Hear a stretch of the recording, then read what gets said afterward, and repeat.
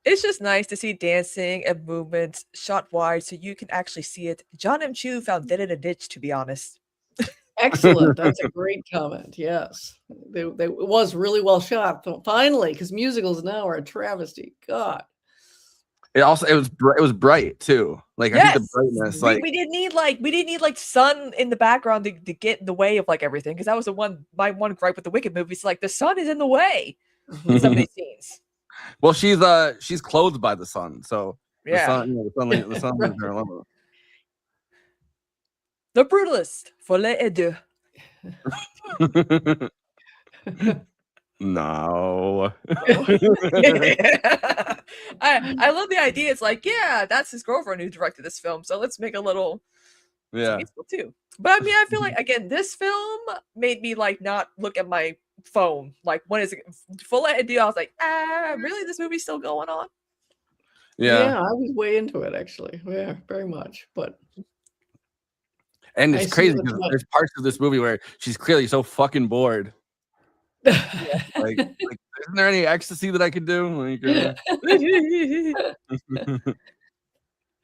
She's not just mother; she's your mother's mother. she's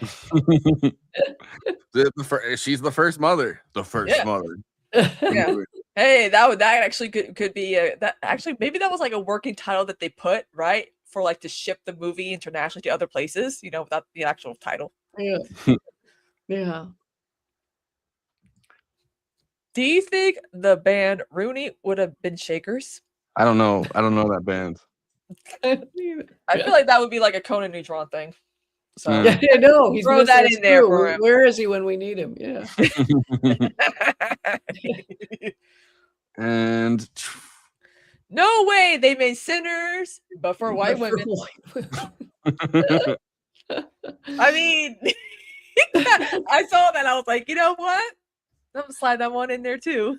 you see, Sinners wouldn't have like in this story. She would have just immediately invited the vampires in. Yeah. Yeah, She would have, that's just definitely. Like, 3 against how many Quakers? I feel like the vampires would have been gone at the end. But those are the letterbox one-liners for The Testament of Anne Lee. Of course, you can find Forrest logged in everything that we do. And other Everything stuff. everywhere all at once. Exactly. And I just did my Peaky Blinders Immortal Man very, very simple letterbox one-line review. And of course, I think Conan is still doing his Criterion challenge. I don't know. I think He's on tour right now. yeah, he's on tour right now, so he has to take a little break. Eileen, what you do on the letterbox? You don't have. Oh my god, I have to come up with a one-liner. Oh my god. No, No. You actually get paid to do stuff, so you don't have to be on Letterboxd. yeah, you don't have to do anything. Oh for free. good. Oh good. For a minute I thought I was gonna no. I'm staying out. I'm staying out. I don't do one-liners. No, I do long ass reviews, longer than anyone wants. No. All right, well, I'm going to hit it with the plugs. If you're watching us on YouTube, please like and subscribe, and then hit the bell to get notified whenever we're streaming. And we'd humbly request that you watch the video to the end, because it helps us with the algorithm and helps more film fans to discover the show.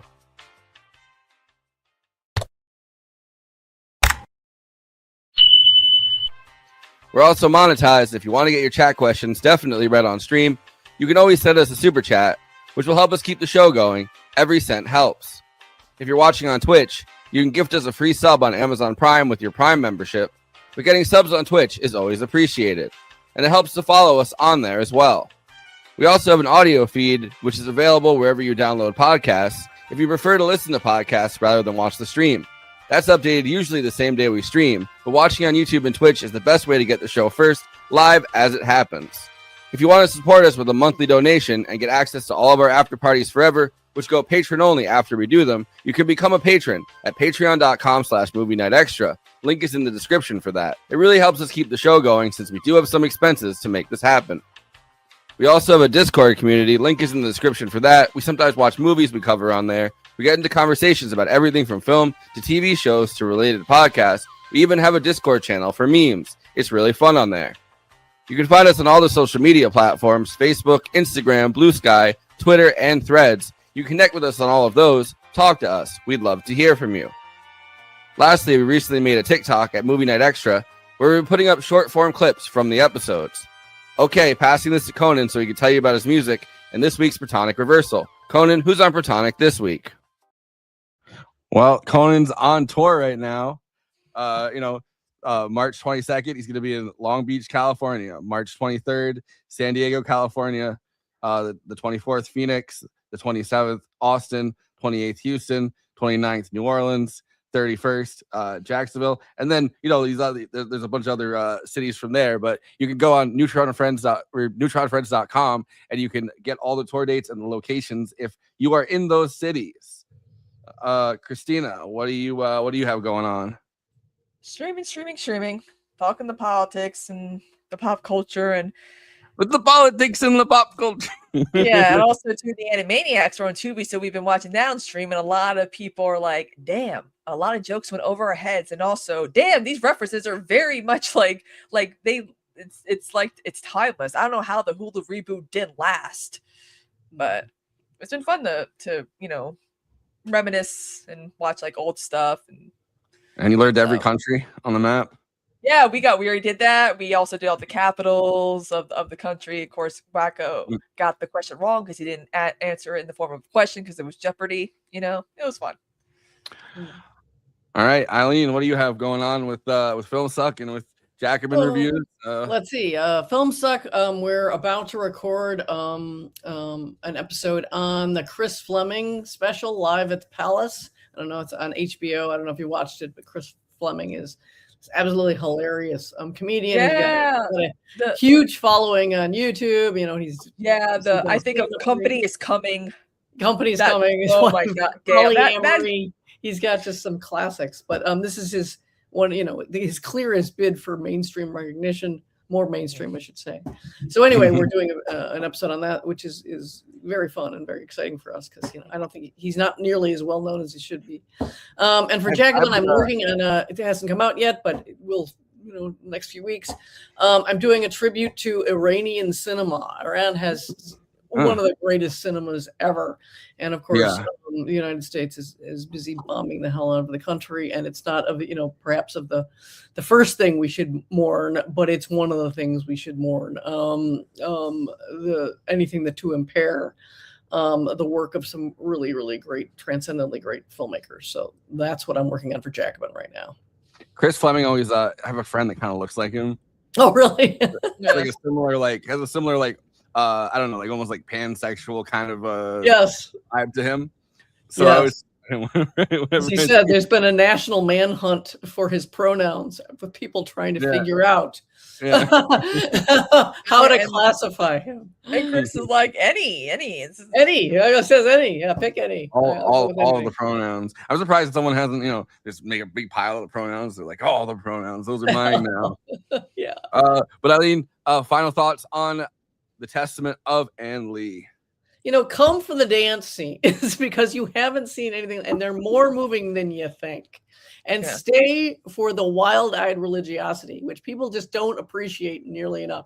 It was a very cool history, and again, politically important in a way that's going to trouble, people's way too casual, I'm an atheist and I believe in nothing, man, it's just not even interesting. This is, there was an era of people of really intense belief that had possibilities that we've let go to ground. And this film really is rare in trying to kind of resurrect interest in those series of movements. Yeah, at least like the social forces involved in them. Yeah, I think that one of the reviews for this that I saw was like fantastically feral.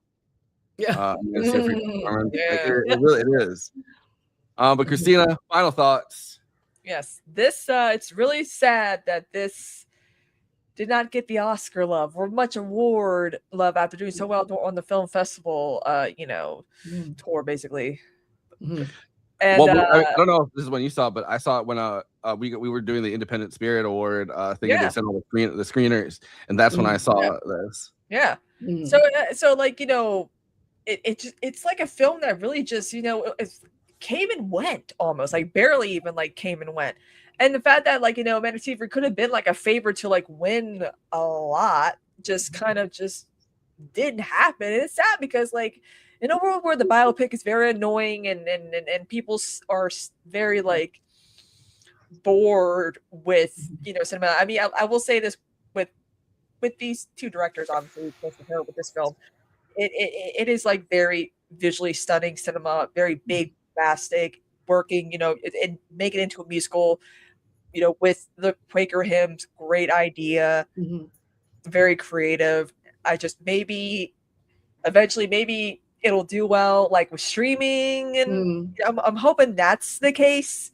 Yeah, I hope that like right now it's $20 to rent it, and it's like Yeah. I hope once like the price comes down a little bit too. Yeah, they do that thing now where it's like they don't put it in theaters for very long, which sucks. Because I'd rather go see a movie in a theater, and then they do the thing where the next thing that they do is that they put it on video on demand and make it $20. Yeah, I don't want to sit at home. Like the experience of the movie theater is when I want to pay $20 for them. That's why I'm glad that I saw The Bone Temple when it came out in theaters. And now, I mean, at least with Netflix, it's like it's quick. It's gonna be on Netflix like in a like next week, thankfully, so more people can see it. Yeah. But we will be back on Tuesday talking about The Bride. So with Dead Domain. I'm excited. With Dead Domain, and they're coming back on for. They came last year around this time, I think, or maybe a little bit later in the year. Yeah, to talk about the other guys. But Eileen, thanks so much for coming on. This is good. I liked this movie a lot. So talking about for it. having me. It was a great one to talk about. Yeah. I feel like if we didn't do it now, it would have slipped through the cracks completely. Yeah. But all right, see everybody on Tuesday.